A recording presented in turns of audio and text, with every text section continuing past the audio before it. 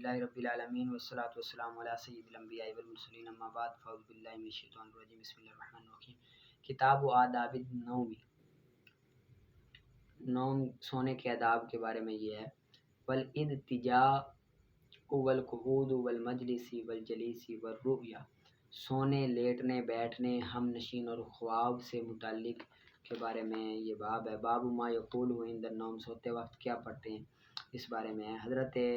برہ بن عازب رضی اللہ تعالیٰ عنہما بیان کرتے ہیں فرماتے ہیں کہ نبی اکرم صلی اللہ علیہ وسلم جب بستر پر تشریف لے جاتے تھے تو دائیں پہلو کی طرف لیٹتے تھے اور یہ دعا پڑھتے تھے اللہم اسلمت نفسی الیک اے اللہ میں تیری ذات تیرے سپرد کرتا ہوں اور میں نے اپنا رخ تیری طرف کیا اور اپنا معاملہ تیرے سپرد کیا اور تیری طرف تکیہ کر لیا تیری رحمت کی طرف تکیہ کر لیا رغبت کرتے ہوئے اور تیری بے نیازی سے ڈرتے ہوئے اور تیرے علاوہ اور کوئی پناہ گاہ نہیں ہے میں تیری کتاب پر ایمان لایا جو تو نے نازل کیا اور تیرے نبی پر ایمان لایا جس کو تو نے مبعوث کیا امام بخاری نے اس حدیث کو انہی الفاظ میں کتاب الآداب میں نقل کیا ہے اگلی حدیث کر لیتے ہیں وہ انہی سے روایت منقول ہے کہ نبی اکرم صلی اللہ علیہ وسلم نے مجھے فرمایا کہ جب تم اپنے بستر پر جاؤ تو وضو کرو جیسے نماز کے لیے وضو کرتے ہیں پھر دائیں پہلو کے بل لیٹو دائیں پہلو کے بل لیٹو پھر یہ دعا پڑھو پھر یہ دعا راوی بیان کرتے ہیں کہ اس کے بعد انہوں نے مذکور والا دعا نقل کی اور وہ یہ الفاظ ہیں کہ تم ان کلمات کو اپنی آخری بات بنا لو اپنی آخری بات ان کلمات کو ٹھیک ہے آگے حضرت عائشہ صدیقہ رضی اللہ عنہ بیان کرتے ہیں کہ نبی کریم صلی اللہ علیہ وسلم رات کے وقت 11 رکعات ادا کیا کرتے تھے جب صبح صادق ہو جاتی تو 2 مختصر رکعت ادا کیا کرتے تھے پھر دائیں پہلو کے بل لیٹ جاتے کرتے تھے یہاں تک کہ مؤذن آتا اور آپ کو بلاتا ٹھیک ہے ان کو یاد کر لینا آگے نکالیں آپ نور الہدیٰ کا واختلف الترجیح فی المریض مریض کے بارے میں ترجیح مختلف ہے یعنی کہ وہ رمضان کے مہینے میں دوسرے واجب کی نیت کر سکتا ہے کہ نہیں جب نیت کرے دوسرے واجب کی رمضان سے تو اس میں مختلف بعض کہتے ہیں صحیح ہے بعض کہتے ہیں نہیں صحیح بعض کہتے ہیں کہ نہیں صحیح کیونکہ جب وہ عائل ہو گیا روزہ رکھنے کا تو تبھی تو وہ روزہ رکھ لائے اب جب اسی وجہ سے اس کے پاس طاقت آ گئی تو مرض رہا ہی نہیں وہ مریض رہا ہی نہیں ٹھیک ہے تو دوسرے واجب کی نیت نہیں کر سکتا اور نہیں ہے صحیح نظر معین کرنا اس کے جس کا وقت مقرر ہو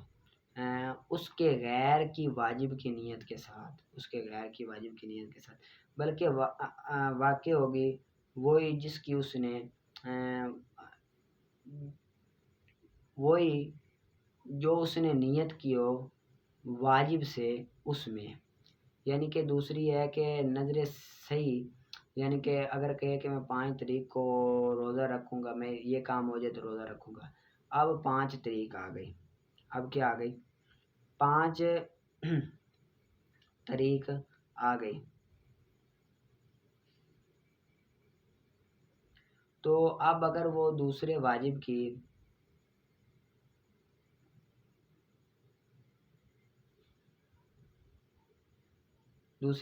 وہ نیت کرتا ہے کہ 5 تاریخ کو میرا نفل روزہ تو نہیں ادا ہوگا کیونکہ اس نے پہلے ہی واجب کی نیت کی ہوئی ہے تو جب وہ واجب ہے تو وہ اسے محل پر ادا کرنا واجب ہے دوسرے کی نیت کرتا ہے تو وہ نہیں ہوگی اسی وجہ سے اور بہرحال قسم ثانی وہ جس میں تعین نیت شرط نہیں ہے اور اس کے رات سے نیت کرنا بھی شرط نہیں ہے وہ رمضان کی قضا ہے جس میں شرط ہے تعین نیت اور اس کا معین کرنا وہ رمضان کی قضا ہے اور قضا وہ جو اس نے فاسد کی ہو نفل سے اور کفاروں کی قضا ان کے انواع کے ساتھ اور نظر مطلق جس طرح کے اس کا قول اگر اللہ تعالیٰ مجھے شفا دے میری مرض سے تو مجھ پر 1 دن کا روزہ پر حاصل ہو گئی شفا تو اس کو 1 دن کا روزہ ہو گئے وہ جب مرضی رکھ لے یعنی کہ نا اب رمضان قضا رمضان کی یا جو فاسد روزے اگر وہ نیت نہیں کرتا بھئی میں قضا رمضان کا رکھ رہا ہوں یا نفل کا رکھ رہا ہوں تو اب اس کے علاوہ بھی تو بہت سارے روزے ہیں اب جو اس نے معین، جس طرح رمضان مبارک ہے، رمضان میں تو معین ہوا ہے کہ رمضان کے ہی روزے ہیں، کوئی اور رکھ نہیں سکتا، ٹھیک ہے، کوئی اور رکھ نہیں سکتا، اس طرح نیت نہ کرے یا کر لے کوئی حرج نہیں۔ لیکن اب اور دنوں میں، رمضان کے علاوہ دنوں میں، اب کیونکہ وہ اور بھی روزے رکھ سکتا ہے، رمضان کی قضا اور منت اور نفر روزے اور بھی روزے رکھ سکتے ہیں، تو یہ آپس میں مل رہے ہیں، ان کی کیا ابہام ہے، یعنی کہ جھگڑا ہے ان میں،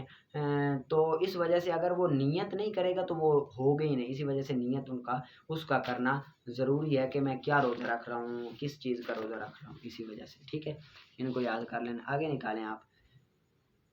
آگے ہدایت النحو کا آگے فصل ہے ظروف مبنیہ کے بارے میں۔ ظروف مبنیہ کئی قسموں پر ہے، ظروف مبنیہ کیا ہے، کئی قسموں پر ہے، اور ان میں سے جو اضافت سے مقطوع ہو، مقطوع عن الاضافت ہو، کہ بہین طور پر مضاف الیہ کو حذف کر دیا جائے، جس طرح کہ قبل اور بعد اور فوق اور تحت۔ اللہ تعالیٰ کے قول میں للہ الامر من قبل و من بعد، یعنی کہ یہ اصل میں تھا من قبل کل شیء اور من بعد کل شیء تھا، یہ جب ہو معذوف منوی متکلم کے لیے،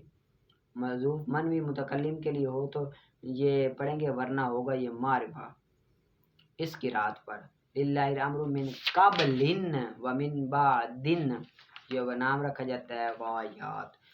یعنی کہ یہ آپ نے قاعدہ پڑھا ہوا، وہ اودو قبل و بعد ویسو قدام فوق تحت، یہ مضاف ہوں گے یا مضاف نہیں ہوں گے، تو تین صورتوں میں یہ معرب ہوں گے، ایک صورت میں مبنی ہوں گے، مبنی بر ضمہ ہوں گے، یعنی کہ جب ان کا مضاف الیہ معذوف منوی ہو، دل یا ارادے میں ہو تو یہ کیا ہوں گے، معرب ہو گئے، ورنہ یہ مبنی ہو گئے، جس طرح من قبل، یہ معذوف اگر نہ ہو، یعنی کہ پتہ نہ ہو تو پھر یہ من قبل پڑھیں گے، تو پتہ ہے اسی وجہ سے نہیں پڑھیں گے،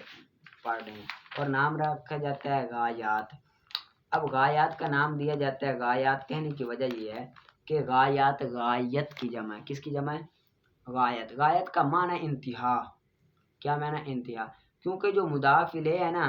یہ مضاف الیہ پر جملے کی انتہا ہو جاتی ہے، مضاف الیہ پر جملے کی انتہا ہوتی ہے، لیکن یہاں پر مضاف الیہ کو جب حذف کر دیا، جب مضاف الیہ کو حذف کر دیا جاتا ہے تو اس کے بغیر انتہا ہو جاتی ہے، اسی وجہ سے اس کو غایات کہتے ہیں۔ جب مضاف الیہ کو حذف کر دیا تو اس کی بغیر تو انتہا ہو گئی، اسی وجہ سے اس کو غایات کا نام دیا جاتا ہے، ٹھیک ہے، ان کو آپ نے اچھی طرح سے محنت کر کے یاد کر لینا ہے، ٹھیک ہے، اچھی طرح سے ٹیگ کر کے اور عبارت ترکیب ضرور نکالتے رہنا ہے، ٹھیک ہے، پڑھا سنا قبول۔